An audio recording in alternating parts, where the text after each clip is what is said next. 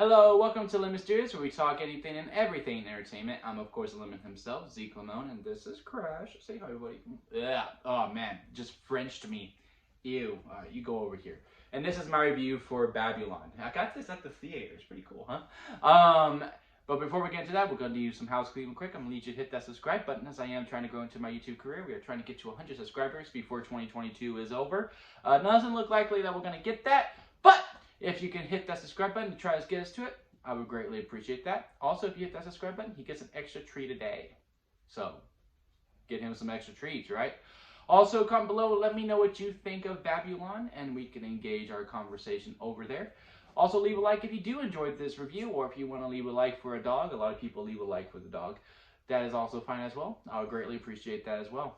Now, with all that out of the way, let's get into the review for Babylon. Going into this movie, I really truly didn't know what to expect, because to me the marketing has just been bad. It shows a great party. It looked wild. But you know, in this day and age, you just can't slap stars' names on the poster anymore. But like, yeah, people will come and be all for it.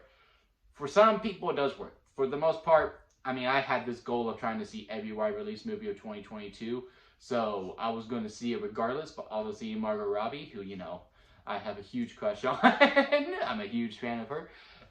So I was mainly going to see it for her. I was really looking forward to it. And to me, she is the best part of this whole movie. I do believe this is probably her best performance overall in any movie that she has been in. And I know she is working really hard to get that award, that Oscar. I mean, she's basically the new Leonardo. It's just like, when is she finally going to get it? And to me, this is her best performance. And this is an Oscar-winning performance for me. It just really depends on where they're going to campaign her. Because, I mean, Brad Pitt, Margot Robbie, and Diego I'm going to butcher his last name. I'm so sorry. Chivala, I believe, is his last name. They are really the main stars. Diego is really the star of this movie. This is his movie. So you could easily market both Brad Pitt and Margot Robbie as a supporting. And if they do that, she has a chance. She has a chance to win it. Nominated regardless if they market her as a leading or supporting. But if she goes leading, I really don't see her being Cate Blanchett for Tar. And there's also, I mean, the leading female category is going to be stacked. I mean, we had some great leading performances from our ladies this year. But supporting, she has a shot. She has a shot. As for Brad Pitt, he also does amazing. Not my favorite performance of his. I mean, personally, to me, nothing's really gonna beat.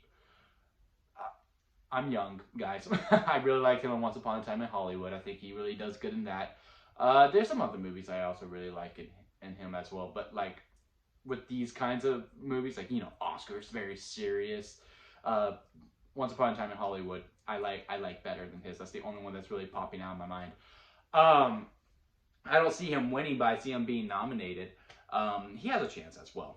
But Diego, I mean, look, the best supporting actor, that's the best point. The best leading actor is Brendan Fraser in The Whale. He's going to win. Even as for me, who's not the hugest fan of the movie, which is why there is no review of it, it is purely performance-based, and Brendan Fraser deserves the reward. He's going to win. And especially with the storyline behind it. There's no, like, I'm really having a hard time seeing a world where Brendan Fraser does not win for The Whale. But with that being said, and I also left this out on my TikTok review, and you can follow me over there for the immediate reaction as soon as I walk out.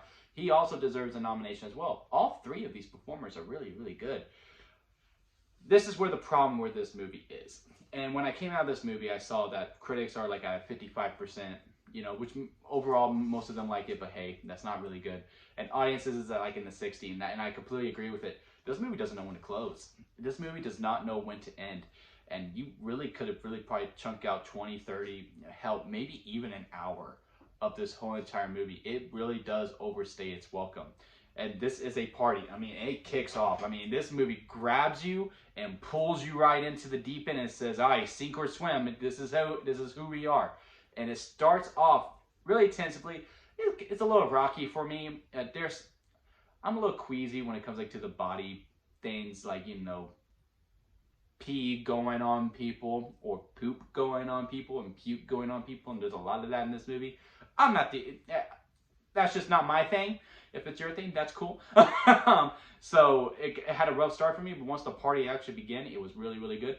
And it really takes you on right. And the whole first 30 to like 2 hour and 30, great, absolutely love it.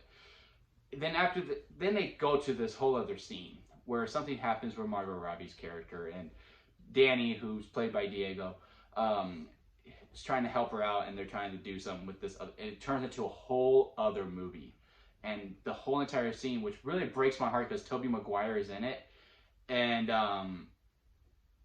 Tobey Maguire is in the scene, and I love it when he gets work. I think he needs a lot more work. He's a great actor. I'm not just saying that because he was Spider-Man.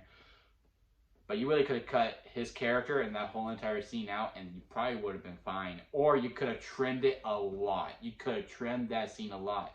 Because at the same time, I was like, what are we doing here? Like, what are we doing? Like, the whole purpose of this movie really is, it's about film and, like, what Hollywood's going to do to you, and, like, how, you come up, you come down, and, like, all these different things that Hollywood does, because there's really 4 storylines you follow.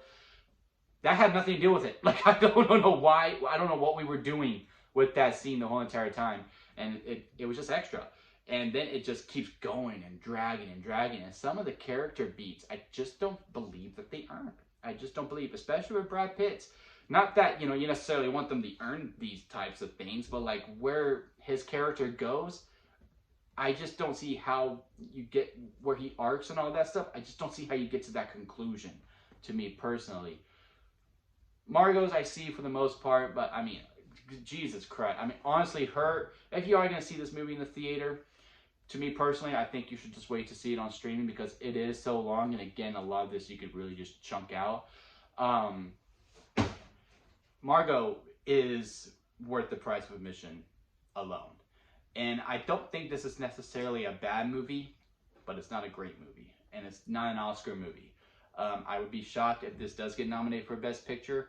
But the 3 performances alone should get recognized. And the score as well. The score is really good. It has like this jazz, upbeat type thing. You're really feeling it. Like the tempo of this movie is constant. You like this? You like the poster, buddy? But yeah, I mean, I just cannot really recommend for you to go to the theater. So if I rank this on the lemon scale, this is how it works. Sour lemons at the bottom, expired store-bought lemonade, and store-bought lemonade, lemonade, freshly squeezed lemonade, and then strawberry lemonade at the very top, because there is no better lemonade than strawberry lemonade.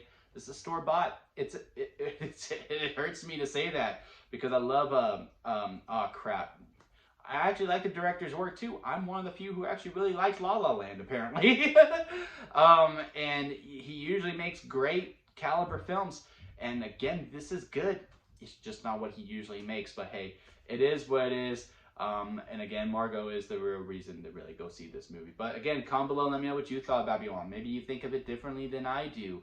And that's always great. I love it when people disagree, and we could just have a nice civil conversation. Just don't call me an idiot. You can say, hey, I disagree with you because of this. Always give a reason. Just don't be mean about it.